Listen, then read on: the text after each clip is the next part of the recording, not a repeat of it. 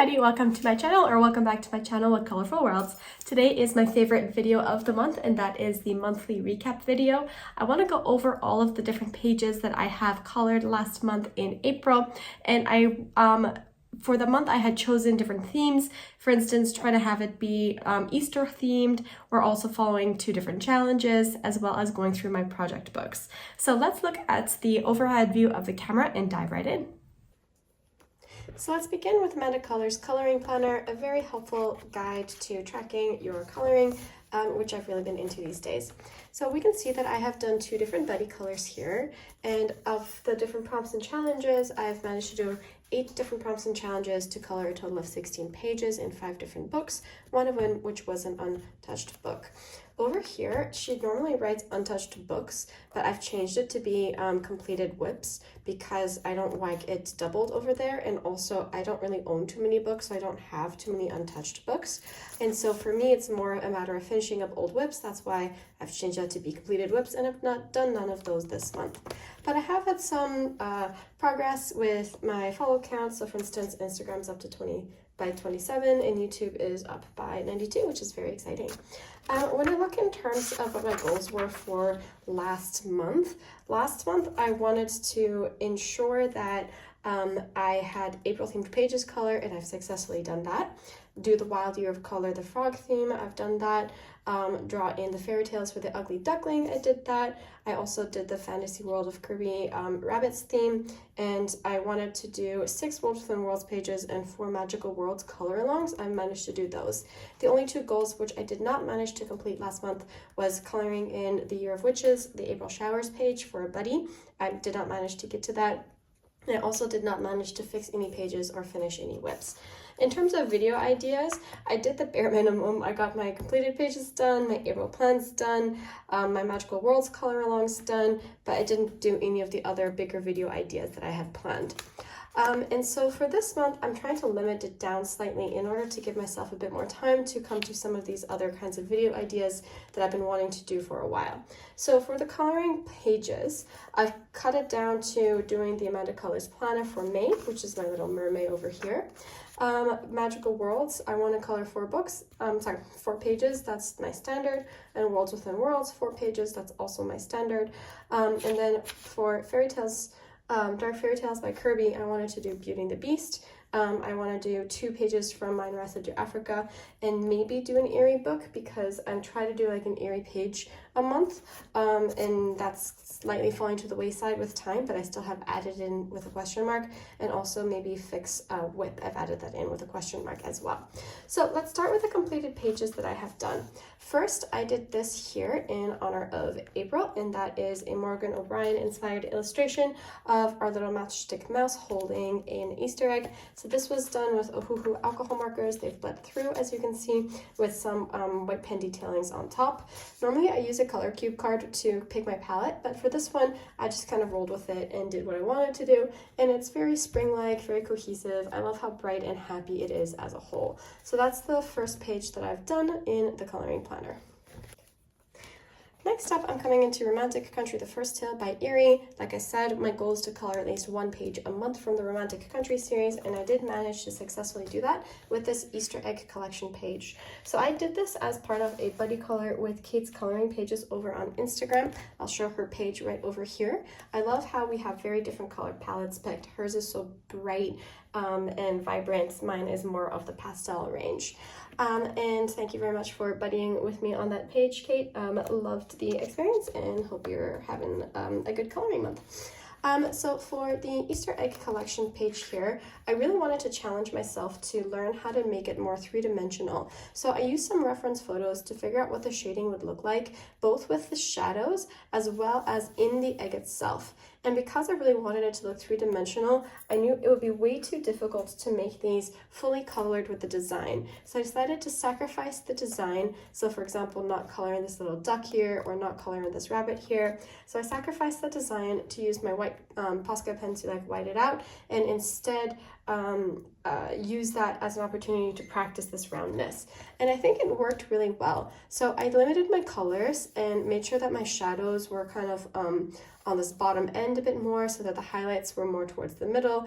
I've used my large Posca pen and essentially put some down and then smushed it with my finger to make it a bit more of a highlight, and then came in and applied like a solid piece over there.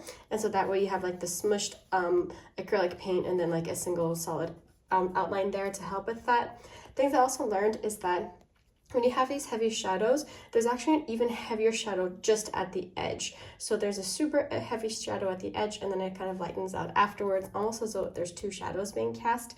And lastly, there's something that's called like a bit of a reflection, where the light reflects off, and that kind of helps make it look more three-dimensional, so that you don't have the dark shadow go all the way to the edge, because then it's like dark on dark. You have this light line on the object itself, and that really, see here, like this light line on the object itself, and that really helps make the shadows pop and makes it look more three-dimensional as well. So that's some of the things that I learned about dimensionality and shading from this page, which was really fun to do. I did this in honor of Easter, and I published it on Easter Sunday. Well, I completed it by Saturday and then published it on Easter Sunday. So I do need to still go over some of the white lines, because the Posca pens are pretty transparent, they're not as opaque, and those are the ones that have the thinnest nib, and that's why I use them. So I'm probably going to go over this one more time to redefine my white line work, because it's getting a bit dark again, and that can help polish it up. But I appreciated it, it was fun to do, and that's what I have from Romantic Country. Next up, I have Dark Fairytales by Kerby Rosanes, which just came out. I initially wasn't planning on buying this book, and then, of course, when you see so many beautiful pages colored in by the coloring community, you kind of get sucked into it and want it. And considering I am very much a Kerby fan and I have quite a few of his books, as in I have 3 of his books, I decided it's worth adding this one to my collection as well. And so the first one I did was a buddy color with a buddy group over on the Facebook group, The Fantasy World of Kerby Rosanes, which I'm a moderator for. And we chose this one here because it has a rabbit on it, and that's fitting in with the theme of rabbits, which was one of the theme challenges in that Facebook group. And I loved doing it. I had like several different buddies do it with me, and I chose to do a limited color palette from a color cube. Yeah, so it's color cube number 222 if you're interested, just to kind of like guide some of my color choices and make it a bit more interesting and unique in colors I might not have chosen otherwise. And so overall, I liked it. I had a base of Albert Dürer, went over that with some Prismacolor pencils, and ends up having like just like a nice creepy vibe. I guess it's a very creepy book. Some of the pages are too much for me, but this one was okay. The second one I did here is this one here, and it's probably my favorite that I've done all month. And this is part of the Ugly Duckling fairy tale. And I colored this for Geordie Colors Challenge, colored the fairy tales, and the one she chose for this month was the Ugly Duckling. So I knew when I saw this page immediately that I wanted a solid red background. That's what spoke to me the second I saw the page. And it really helps, I think, considering that all of these small elements here are all of like the dead birds the dead like bodies of his bird bullies, and so red is a really good color, I think, for it emotionally, just like the overall mood of the page and the line work of the page. So I used my Tule Art paint pen for the background, just a solid layer of acrylic paint. And using a paint pen is helpful in cases like this because with so many small details, you don't really see too much of the streaking because it doesn't dry fast enough. And it doesn't dry slow enough. So if you're like trying to color a large area with a paint pen, it looks streaky. If you're coloring a small area with a paint pen, it does not look as streaky. And it's also helpful to kind of get into all of the small corners. If you're trying to do this with a paintbrush and paint or something else, it would just get really messy. So the paint pens were the best method to get the solid color in the background. And then I colored this using various shades of cool grays from the Prismacolor set because I really wanted to make it look as white as possible, but the line work's already heavy, so then I had to kind of add in some more grays to kind of emphasize that. And then I used some whiting out of lines. So like this here, I whited out that line, and some of the wings, I whited out some of those lines in order to kind of bring back some highlights, and that's how I colored the swan. And just to keep things cohesive, I went for like orangey, like reddish leaves as though they're roosters for all of these feathers, and then kind of like blue greens for the rest of these as though they're peacocks. And I decided to just keep it with those two colors, because if it's too many colors it gets too chaotic, and if it's limited it is more like it fuses a bit better. So that's the one I did in Kerby Rosanes Dark Fairytales, my favorite page of the month. So coming in to end with my two different project books, I really was on a roll here with Magical Worlds. And it's a project book where I'm trying to color all of the pages and make them YouTube color alongs, having a mix of real time to explain a technique and then time lapse to show the application of the technique so that they don't become too long of a video. And I decided last month that to really kind of pick up the pace here with this book, I'm going to need to have one page colored a week and try to post that video on Wednesdays just to keep it consistent, because one of my goals is to grow my channel, and I know the consistency helps with that. So over here at this back, I have my game plan for if I can finish this by October. So that would be the 2-year mark from when I bought the book. And it means I need to color around 4 pages a month. And then this is my reality, what I ended up coloring. And so for April, we can see I managed to color all 4 pages that I had on my list. And I even actually threw in the first page of May, because May has weirdly like 4.5 weeks to it. And so that means that if I want to publish every Wednesday, there's actually 5 Wednesdays in this month.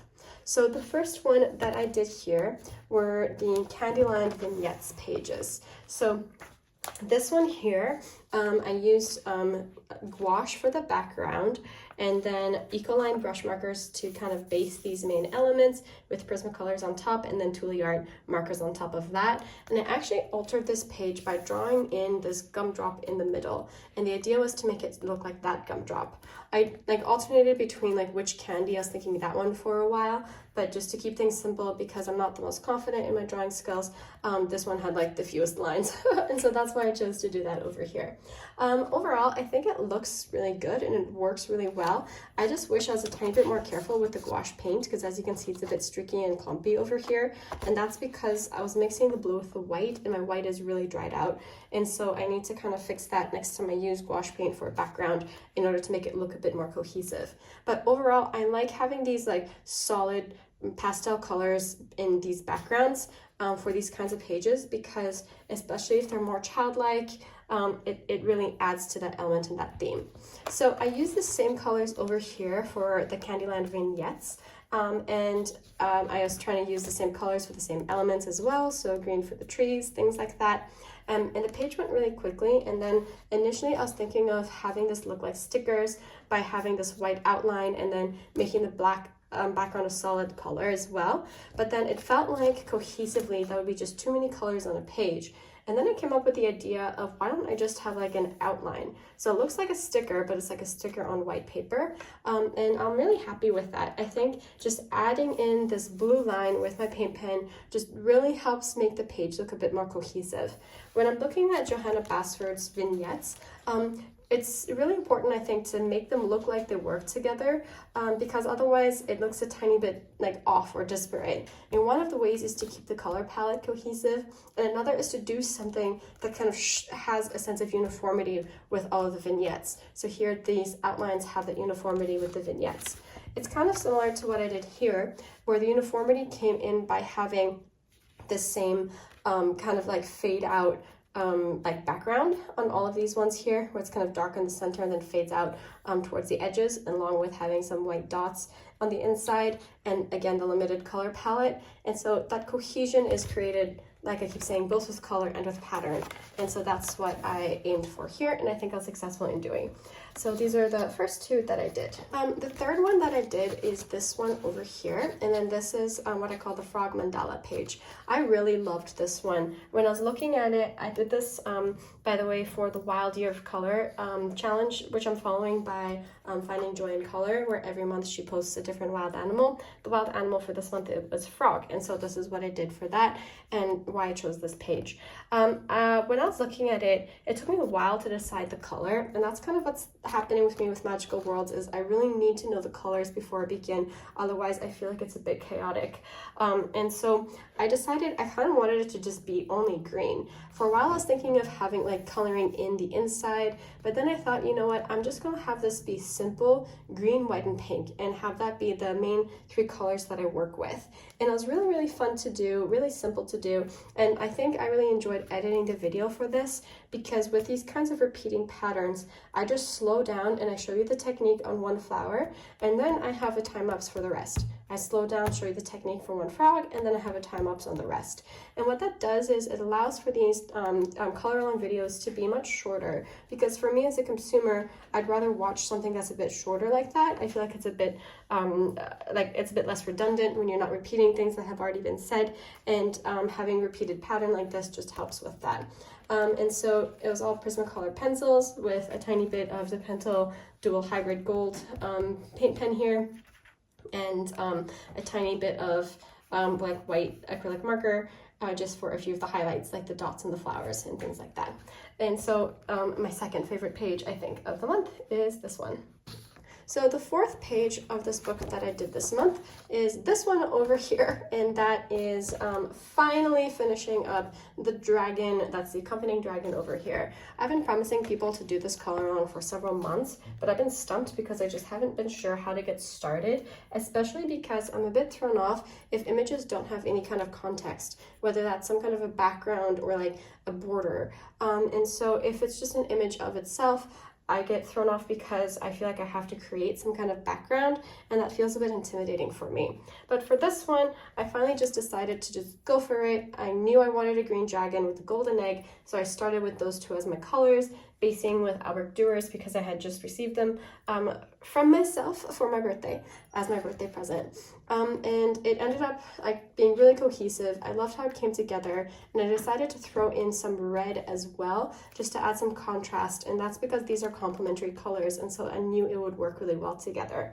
Once I was done, in order to kind of make it look cohesive and fit this one here, I decided to still use soft pastels in a similar manner where I washi taped off the edge to create a border, but instead of having it be clouds like she's floating into clouds, I decided to instead have it be like a color gradient of dark green to light green coming in. So I just took my pastels, I scraped some off, and I have some applicators which I used and then gave up and used my finger instead to create this nice gradient coming in. And I think it works because this isn't like, well, this is an egg, and so the highlight is a bit of an oval shape that kind of reflects that egg, and that makes me really happy because it feels very, very cohesive as a very simple, easy background to do that pulls the page together nicely.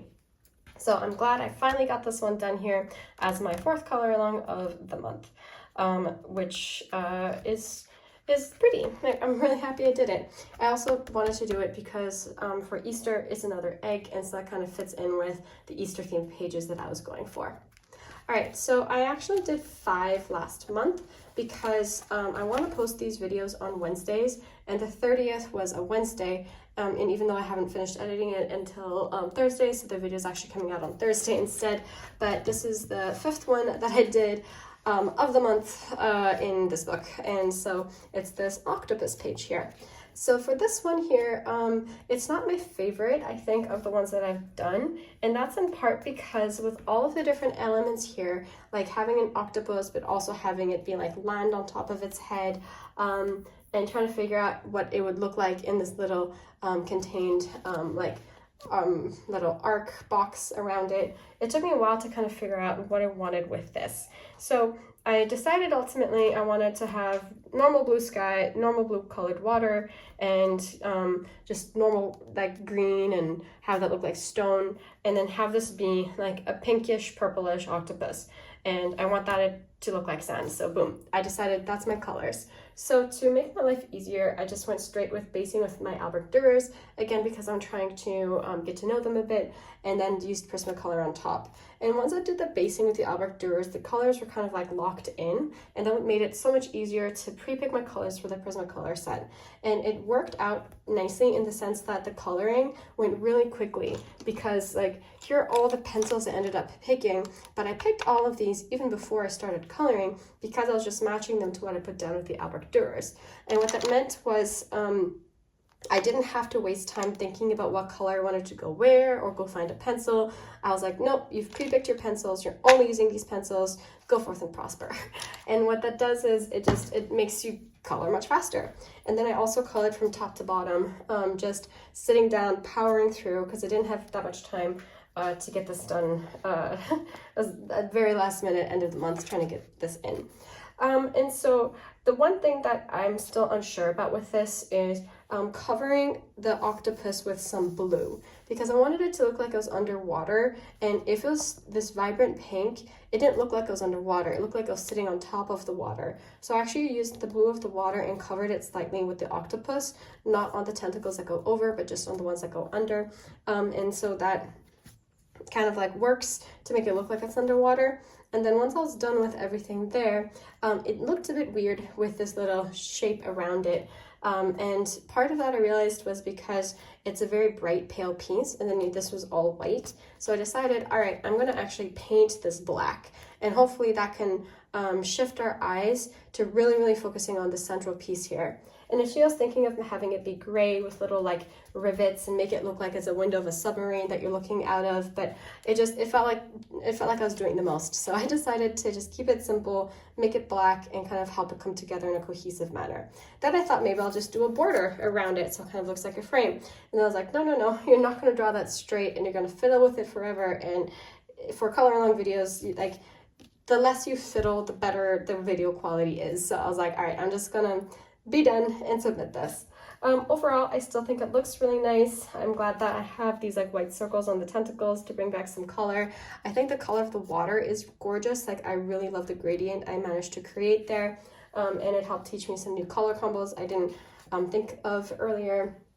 And it also fits in with Jordy Colors' new prompt for next month, which is the Little Mermaid. And that's because this octopus is like Ursula when she like threw over the ship, right? And so you have the ship and you have the octopus and it's under the sea. Like, this gives me Little Mermaid vibes. So I'm having this count towards that page of my challenge for May. Anyways, those are the 5 different pages I managed to color from Magical Worlds by Johanna Basford. Quite a handful, but it's helpful in having my challenge come on up. And so far, I've done 11 pages of the book, so I have to go up to 20 pages to show my 25% completed video, and that's like my next little goal and challenge for Magical Worlds. And finally, the last book I want to look at is Worlds Within Worlds, which is my second project book. I'm not doing any color alongs in this, but I want to finish this book by December. I've owned it for a few years, and I'm getting close to getting done, people. It's very exciting.